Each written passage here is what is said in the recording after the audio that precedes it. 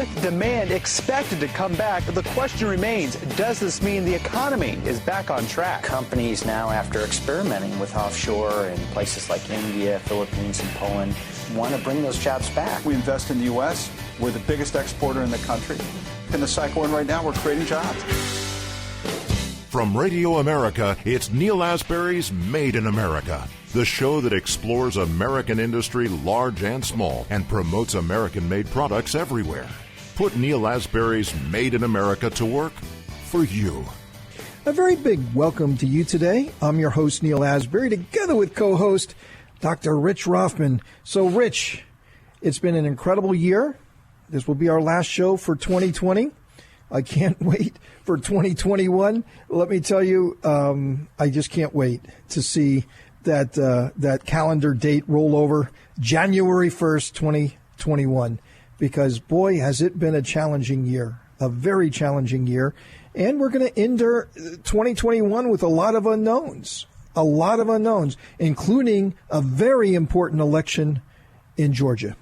Well, yeah, I would say that this is, other than the fact that we had a presidential election that was pretty important, this is our last stop. This is the stopgap to save this country, be a patriot, do the right thing, and let's not go down the wrong road, because we could easily, precipitously go down that road. And the thing that concerns me right now is, everything's getting magnified, right? So you've got this $2,000 stimulus, in other words, $600, which was approved, and now there's a lot of people believe, and certainly the House believes, and in the Senate, there hasn't been a vote, but to increase that $600 to $2,000. And, right now, Mitch McConnell, I think he's done a smart thing, saying, hey, look, there's a couple of things that need to be dealt with. Election security, that should be attached. Big tech being their legal protections being taken away. That's that right. They hide behind. That's really impacted the 2020 election. And that's very important. Swung the election to Biden. Well, that's very important. Very important. Absolutely. And we'll get your $2,000, but we need thought police. But we need this. And how does that impact the Georgia election? For Senate. Gingrich was out there begging Mitch McConnell to bring this to the floor for a vote by itself, the $2,000, because he felt that was a huge issue in Georgia and could potentially swing the election. Let's bring in our first guest, a really, really great guest. Been with us before. We always love him when he's here. Grover Norquist, the founder and president of Americans for Tax Reform. Grover, welcome to Made in America. Delighted to be with you. So, Grover, you just published a piece, Georgia Senate runoffs, tax increases coming if Democrats win these races. I mean, this is a really, really big deal, isn't it? It is. There are two Senate races, two Senate seats up on January 5th, Tuesday, January 5th. It's unusual because one's a special election. You don't usually have two in one state. But if the Democrats win both of them, the U.S. Senate will be tied 50-50, and the Democrat vice president would cast the ballot to give the Democrats a functioning majority in the U.S. Senate. They could then get rid of the filibuster, which means no more 60 votes for controversial things.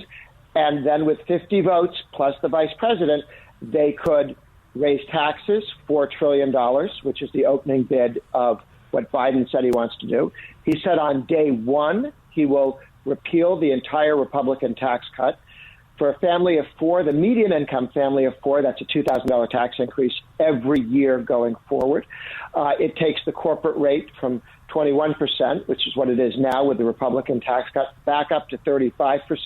Sometimes Biden says he only wants to take it to 28, but he also says he wants to repeal it all. So somewhere between 28 and 35. Communist China's tax rate is 25% for businesses. What Biden wants to do is raise taxes on American businesses so that a dollar invested in America is more harshly and destructively taxed than in China, also than in Britain or Germany or Japan or any other country in the world. So when you talk about jobs and investment leaving the United States, that is what raising the corporate income tax would do. It's what used to happen. I mean, jobs, businesses, investment flew out of the United States. Last couple of years, it's been coming into the United States because of the lower taxes. So you would see dramatically higher taxes for all Americans. I didn't mention the energy tax that Biden has promised to put in. The one that Yellen, his Treasury Secretary, supports would start by adding about $10 to a tank of gas, and it would increase 5% a year. So it'd be a permanent tax increase on your gasoline and all other energy to heat your home, to cool your home, or when people drive in, truck in something to the local store, all of that energy would be highly taxed and raise the price of everything that you buy in the country. And the idea that only the rich people have gasoline and buy gasoline, or only rich people have jobs, is a little bit ridiculous. And so Biden's tax increases will go right after middle-class Americans. Well, yeah, I mean, that's exactly right. I mean, this is definitely Obama 3.0, Obama 3.0, because all the ideas that I'm hearing right now are retreads of what Obama did before, including the individual mandate that he was talking about with Obamacare. But I want to get back to something. This is really important. Sure. The corporate tax rate, everyone took a great relief factor when Trump lowered the corporate tax rate. Made us very envious around the world. It was wonderful for us. Yeah. Biden wants to raise it from 21% to 28%. Is that correct? He says 28% sometimes. He's also 20 times said he wants to repeal the whole thing, which would be 35%. So your guess is as good as mine, which time he's lying. Right. So if you think about this is like amazing. If, in fact, that happens, all the goodness that we've had, the repatriation of corporations, money coming in from overseas, building up corporations, rebuilding manufacturing in the United States, creating jobs, and we're not talking about flipping hamburgers at Burger King, jobs that we had under Obama, when people were getting 2 or 3 different jobs to kind of make what they made prior to Obama, and all those regressive, laws and economic, statements that he made to kill business in this country. To me, that's a very frightening thing. When you come in at a higher tax rate than communist China, man, what's wrong with that picture?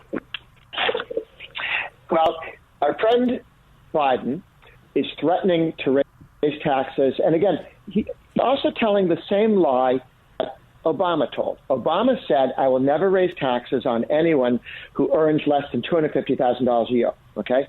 So he says to people, I'm not going to tax you. I'm going to tax these other people, them. And Biden is saying the same thing. He says 400,000 instead of 250,000. That's right. But what did Obama do? Well, he had the Obamacare penalty tax, which penalized you if you didn't buy Obamacare, and could hit you with a $700 tax. 5 million Americans were hit by that tax. 5 million. 3/4 of them earned less than $50,000 a year. So President Obama's Obamacare tax hit 5 million people. Most of them earned less than the median income in the country. His promise not to tax average citizens was a lie. But beyond that, when Obama or Biden take the corporate rate up, think of what that means. I mean, who pays the corporate income tax? Well, 70% of the corporate income tax comes in lower wages. So we all pay that part of it. But in addition, some of it reduces the value of the stock of all those companies because they don't have as much money when they earn $1, and the value of the shares of stock goes down. 100 million Americans own shares of stock in a 401k or an IRA. 100 million. That is 53% of all the households in the country have their life savings in a 401k or an IRA, and you saw those life savings shoot up as a result of the Trump Republican tax cuts, went down during COVID, but it never went as low during COVID as it was under Obama, okay? So Obama's taxes and spending and regulations are worse for your life savings than COVID was. Then as COVID has begun to lighten up a little bit and more people have come back to work, we've seen the stock market shoot back up again. So your life savings has increased dramatically and will continue to if we keep the lower taxes. So a tax on businesses is a tax on your life savings and retirement. So Grover, what do you think about the $2,000 stimulus payment versus the $600? And, how big of a deal would that be, for our economy? And how big of a deal will that be for our election? in Georgia, the peach state, when they choose 2 senators? That is a very good question. One does not know, partly because so many people have already voted before this comes up. And the Republican position is that they support the 2,000, but they also want to see some other reforms put in, like not stealing elections in the future, and also not having every business in the country sued by the trial lawyers. So the trial lawyers would get, billions of dollars, raising the cost of everything else. And now 11 states have passed laws saying can't have crazy lawsuits like that. But we do need national protection from that. I do worry about the idea of sending people checks and calling that stimulus. It doesn't change behavior if you write somebody a check. It's a one-time thing. This is what Obama did. He had the $800 billion stimulus package where he sent checks to everybody.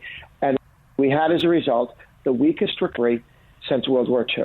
Never had we had lots of recoveries, lots of recessions between World War II, and now the recovery under Obama was the weakest one ever. And that's because other than reducing marginal tax rates, as John F. Kennedy did, and Reagan did, and Bush did, and Trump did, which gave you strong recoveries, he spent money and threw money up in the air. That doesn't give you growth. We got to take for a moment. Yeah, I'm sorry to have to cut you off, but we got to take a really quick break. Hold that thought.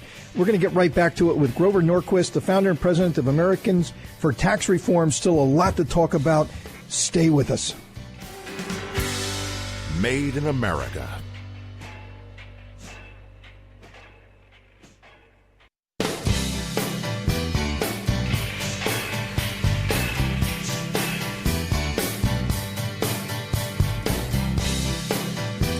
Welcome to Made in America. I'm your host, Neil Asbury, together with co-host Dr. Rich Rothman. And we're together with Grover Norquist. He's the founder and president of Americans for Tax Reform.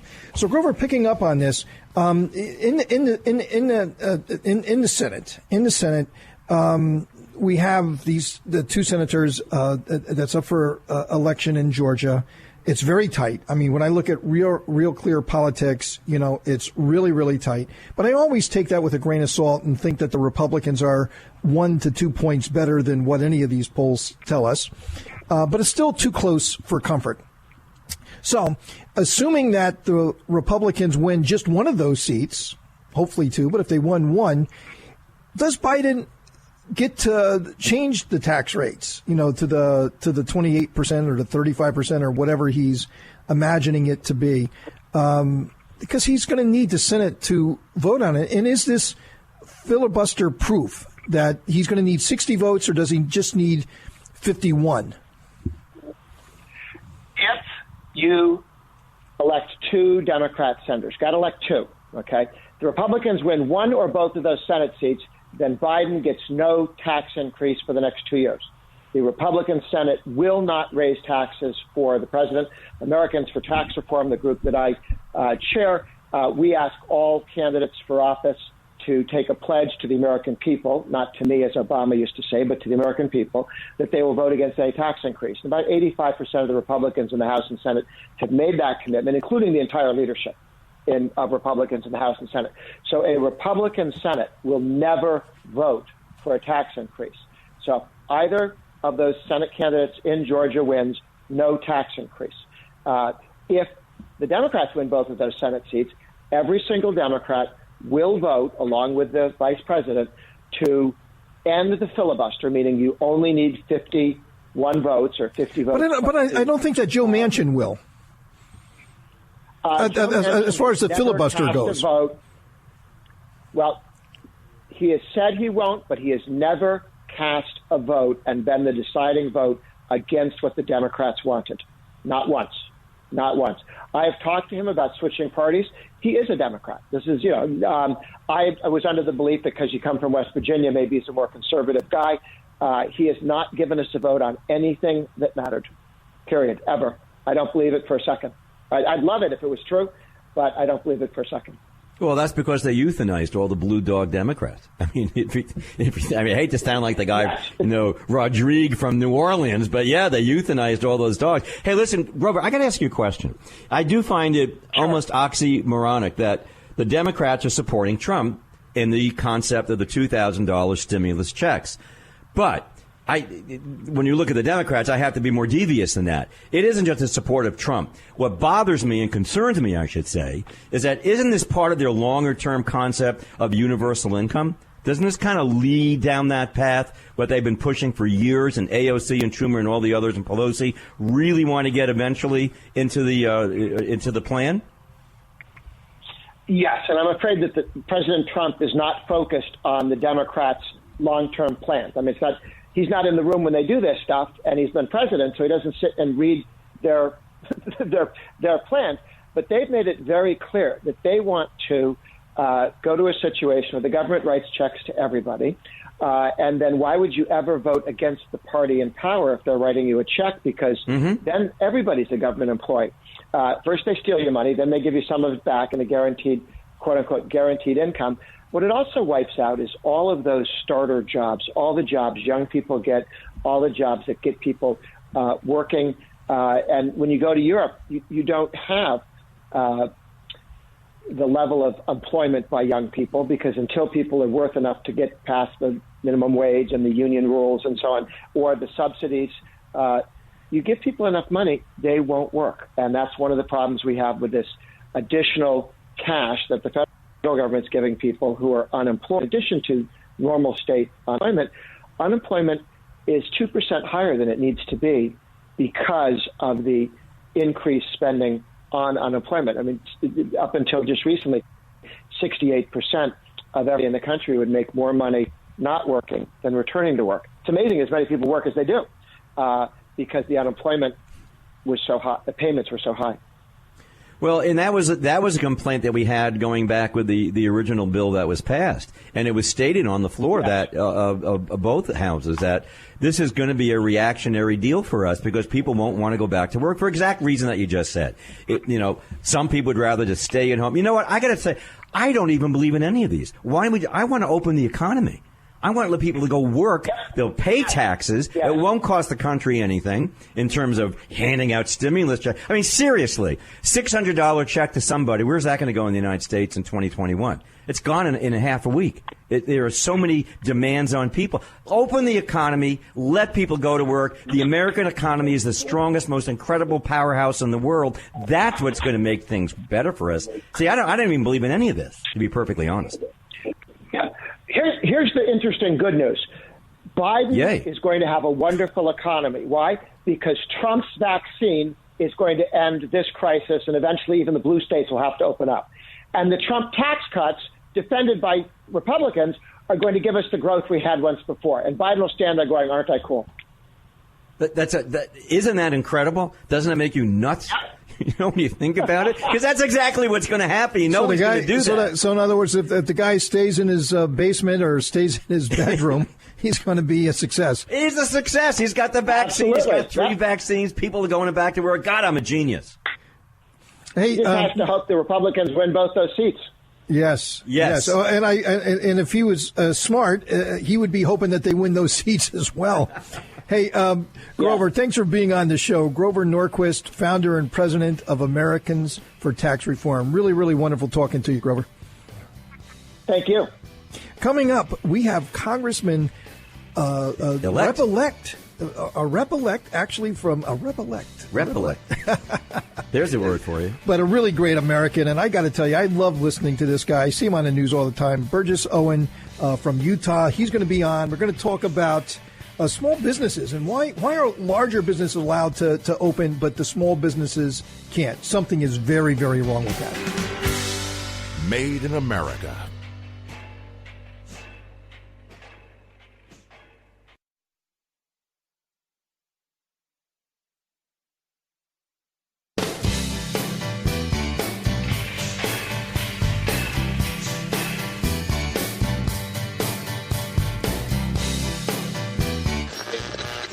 Sharply higher at the open, stocks continued to perform well over the course of the day Tuesday. And I think that bodes well here over the next couple of years for having bigger demands coming to this country. Now, more of Neil Asbury's Made in America.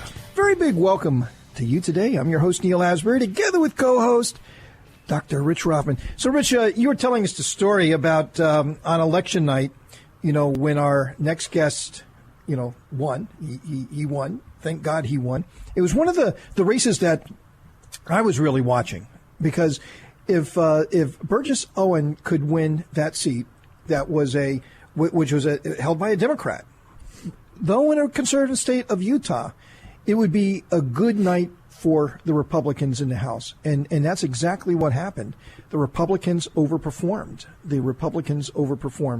And that was that red wave that nobody expected. So Burgess, we were looking for a blue wave. We didn't get that. Thank God. Right. And in the House, you had a red wave, and Burgess Owens is one of the guys who pulled that off. But leading up to the election, he was on all over the place. I loved listening to him. I mean, he was just so on point, man. He was so inspirational.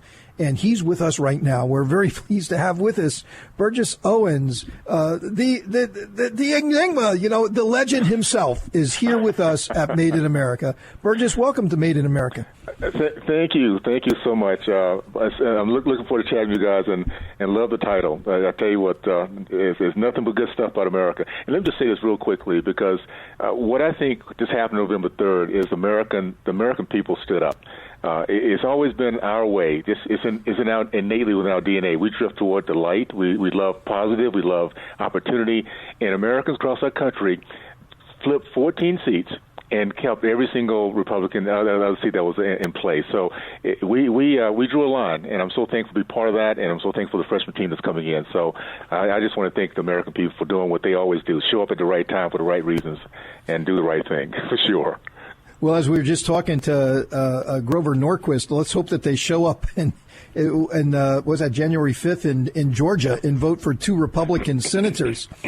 But you have published a piece. I love it. If the NFL, NBA, and Amazon are essential, so are small businesses. I mean, So that's such a profound statement. I mean, it's just so genuinely true. But yet, it's just not what's happening, right?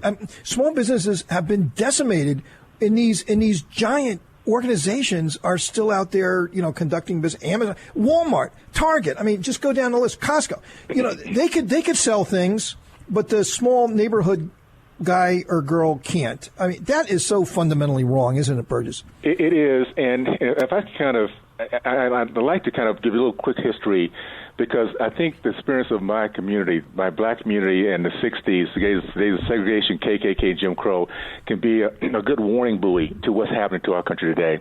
See, what Americans don't know, because we're not been taught, is that our country has always been the place that the middle class is attractive and can be reached by anyone, no matter what the situation, no matter when they come to the country. It was the 40s, 50s, and 60s that the black community, that this is not being taught, led our country in the growth of the middle class, men matriculated from college, men committed to marriage, and a percentage of entrepreneurs. In 1960s, the 40% of entrepreneurs equated to 50 to 60% of black Americans across this country, from New York to Tallahassee to California, being part of the middle class. I was part of that. So was my family across the country.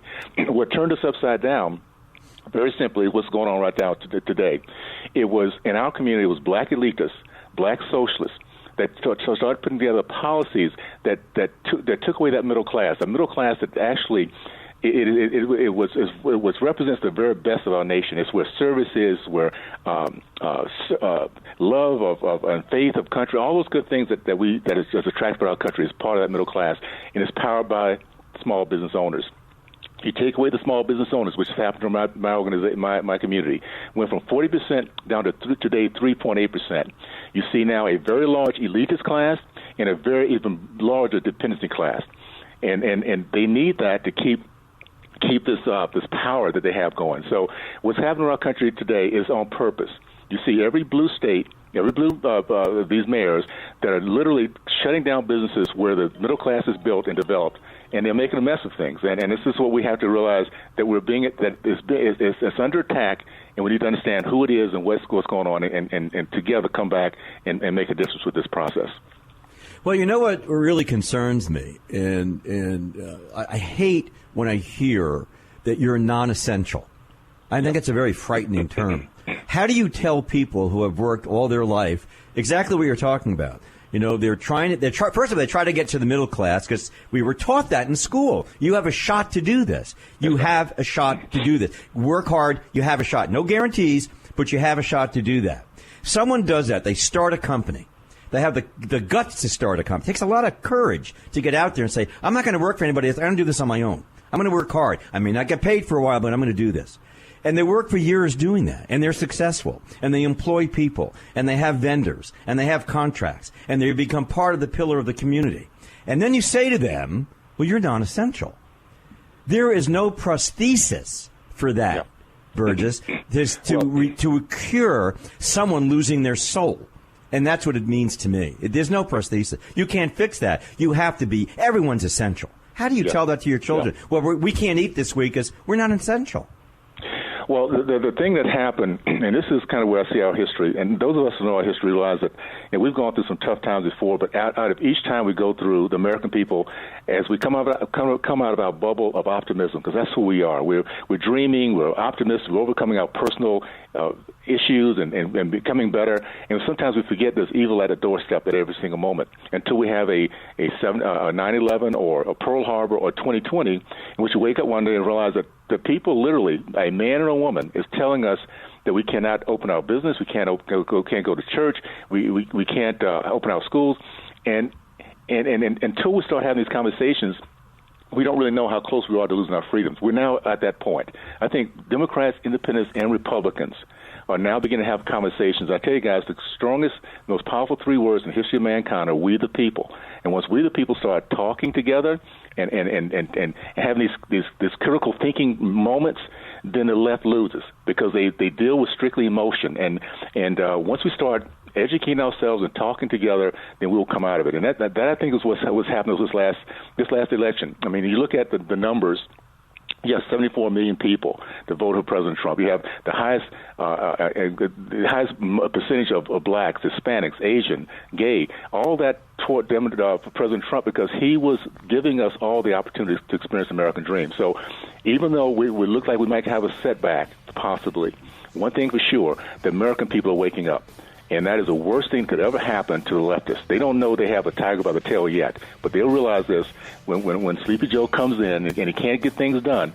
The American people now have a contrast to see what it was like to have hopes and dreams and to now go through this period of darkness, and they're not going to like it. Hey, Burgess, we're going to take a quick break. We're on with Rep-elect from the great state of Utah, Burgess Owens, and still a lot more to talk about, Stay with us. Made in America.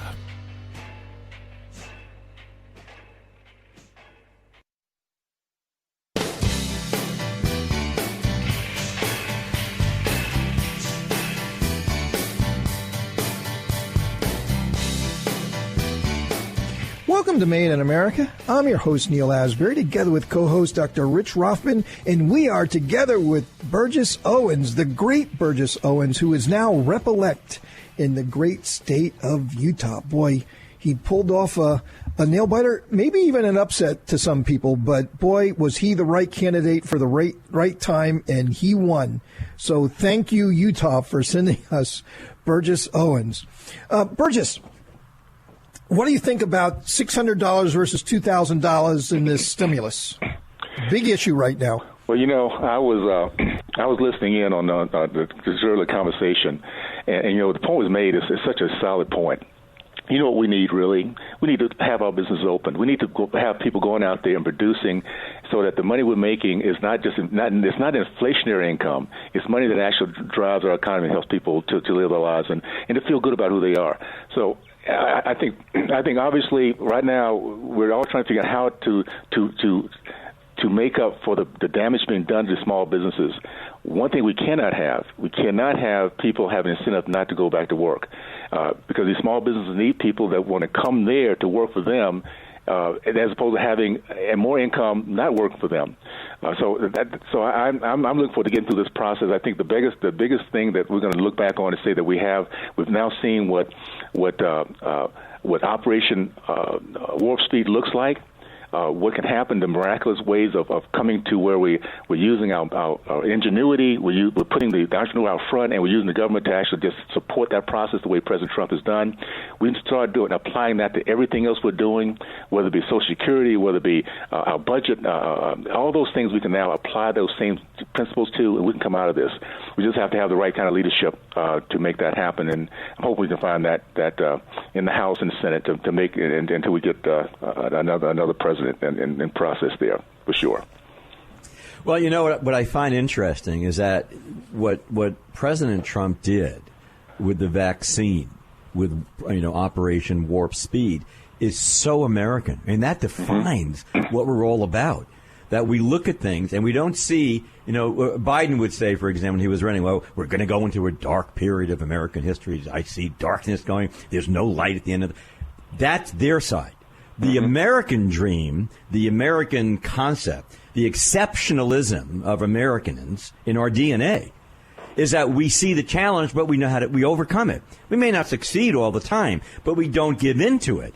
I mean, look, for a while back in World War II, we had a world war on two major fronts, two parts of the world, and we won. Remarkably, incredibly, we won.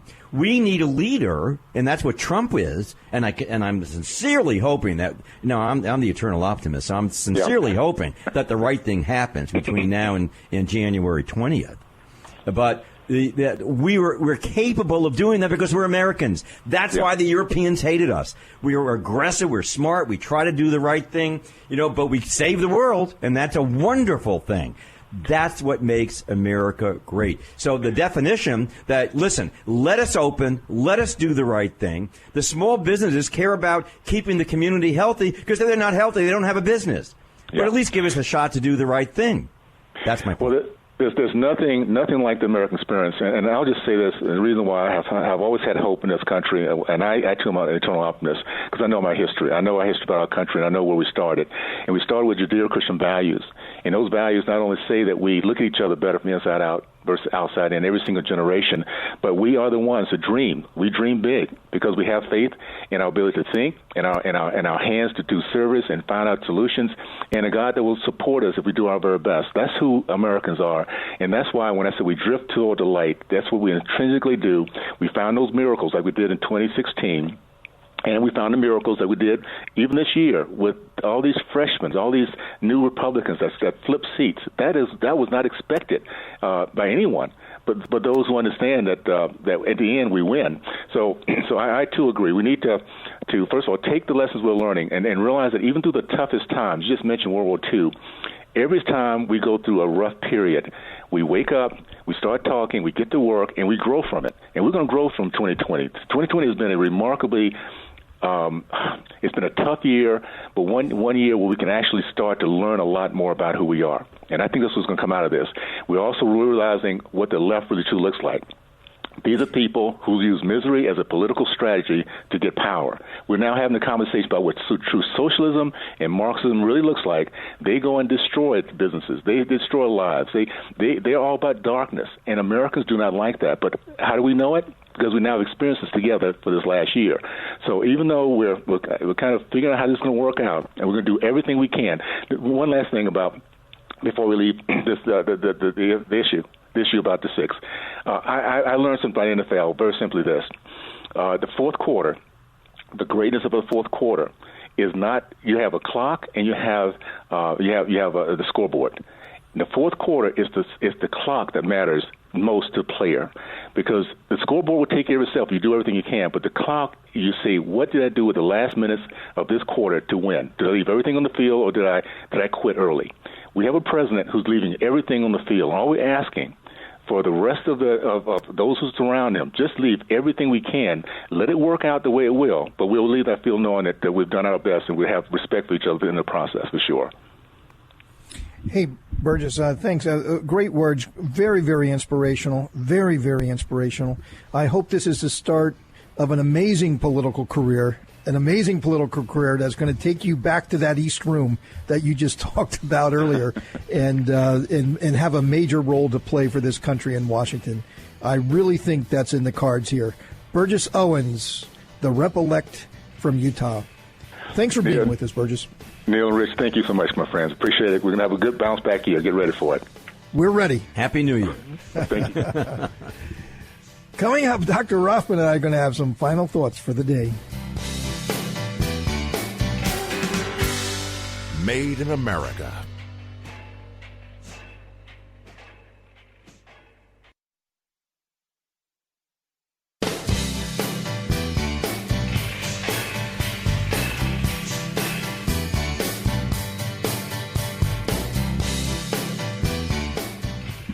Welcome to Made in America. I'm your host, Neil Asbury, together with co-host Dr. Rich Rothman. Rich, Burgess, what a great American. And for that matter, Grover Norquist, really great guests today. But just to stay on Burgess for a moment, very inspirational guy. I got to tell you, when I finished the comments in the last segment and saying that I believe there's a great political career here in the making, I really believe that. So do I. I think Burgess has got the right message for the right time. He's connecting with people. Well, he connects with people, but I think very intellectually too. The history and where the country came from and what we've he said that accomplished. He's steeped in history. Very he takes that history and he projects very personal, where America needs to be. He's not academia and coming. He's not with an this elitist sort of thing. A guy who made it. And, very tough. Making it in the NFL. I was going to say that. That's a tough gig. Don't you think by being part of a major team, and he was, major team, 10 years or so? He was with the Jets. He was with the Oakland Raiders. Yeah. That's by the way, they're a crazy group of guys. If you know the background of the Oakland Raiders, they are nuts. The people in Oakland are almost as nuts as the people in Philadelphia. And they're just nuts. But having said that, he's a very disciplined guy. And he knows how to work with people. He knows how to make factions work together. I think that's one of the things sports teaches you. It also teaches you how to overcome challenges, including your own internal challenges, so you can better yourself. I agree with you. I think I was so excited that he won. And I think he could go to the White House someday. I think he could really rally this nation and do good things. In bring forth the things that we have to have going forward, because he's got a backbone, and that's so important. Yeah. No, I'm so pleased, and it's amazing, what's happened with the House of Representatives. The slimmest majority in the House in 80 years for the Democrats. Yeah, exactly. Which I find amazing, because so if you take away the three people that are have been nominated to be in the Biden administration, the Democrats, at least for the first several months until those special elections are held, are going to have only 218 seats. 218 seats. That's very thin. And I think the Republicans have either 212 or 213. Depending on what happens, I guess there's still an election in New York that hasn't been called. But one thing that I was very pleased about is Pelosi says that she is not going to challenge the woman from Iowa who won by 6 votes, the Republican.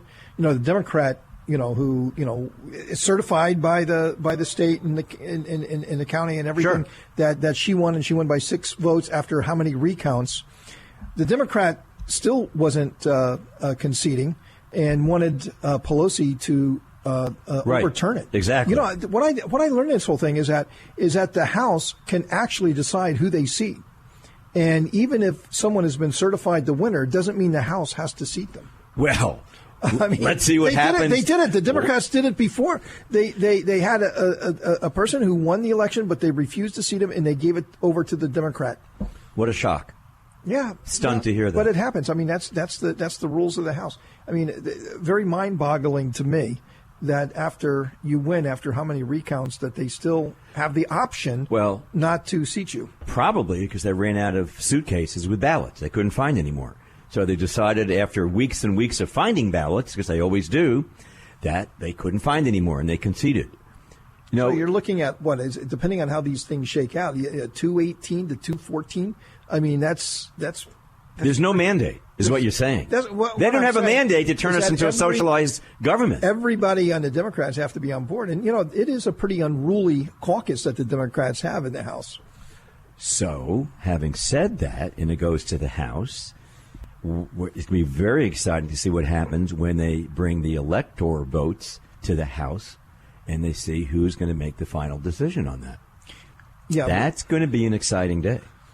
Yeah, but the way that it works is that it's the delegations cast a vote, and each state has one vote.